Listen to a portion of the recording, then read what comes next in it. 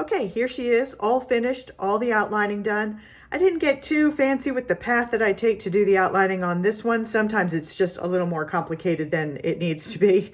But I'll still walk you through it. So first of all, I go around all of my pieces 3 times because I like it to have that kind of, I want it to look like something that came out of my sketchbook. So I want it to have that kind of sketchy outline. So I started with her hair bow and I went around the knot of the bow 3 times, once, twice. I started up in this corner of the hair bow and I went around the hair bow once, twice, 3 times, continue past where I started, and then I went around this side of the bow once, twice, 3 times, and then I did an extra line of stitching here because you can't see the difference between 3 and 4 rows of stitching.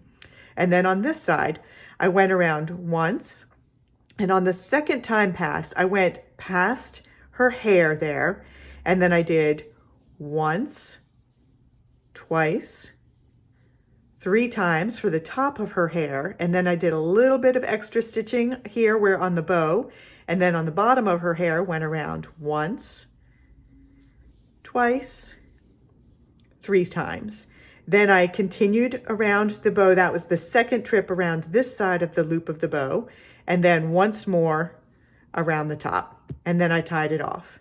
Then I went around her collar and I started right here just inside the neck a little bit. I went around the collar once, twice, 3 times, continued past where I started, and then went up just a little bit for her neck, and then once, twice, 3 times, and tied it off. And then on this side of her head, I did once, twice, 3 times, tied it off. Around her shoulders, I went down once, twice, 3 times, just did 1 row of stitching across the bottom of her shoulders, and then here once, twice, 3 times, and tied it off. Now around her cheeks and around her mouth, there's nothing for it. You just need to go around each piece 3 times. But the eyes, I catch the eyelashes in there. So I went around, I started at the top of her eye and started going around, and I do 4 on each eyelash. So 1, 2, 3, 4. Continue down here, 1, 2, 3, 4, continue down here, 1, 2, 3, 4, and then just once around the rest of the way around the eye. Since it's black stitching on a black eye, you can't see that sketchy, scribbly line that I'm trying to achieve. So I just do that once. That's just to secure it in case this is going through the wash. And then I did the same thing on the other eye to catch all of those lashes as well. So that is the girl gingerbread doll or gingerbread cookie, and I just wanted to show you a couple of other options since this is a mix and match pattern and there's a lot of different ways that you can combine all of those pieces. So let me shift her to the side here a little bit. This one is my favorite. So if you remember on the pattern, it has the full outline, but it also has a bite taken out of it. So you can either ignore that bite mark like I did for the girl, or you can take that bite out of the cookie. So this guy does not have the eyelashes and he's got the bite taken out of him, and I just gave him the startled mouth. So that one was a fun one. And then I did one more. This guy's definitely got a Mr. Monopoly vibe going.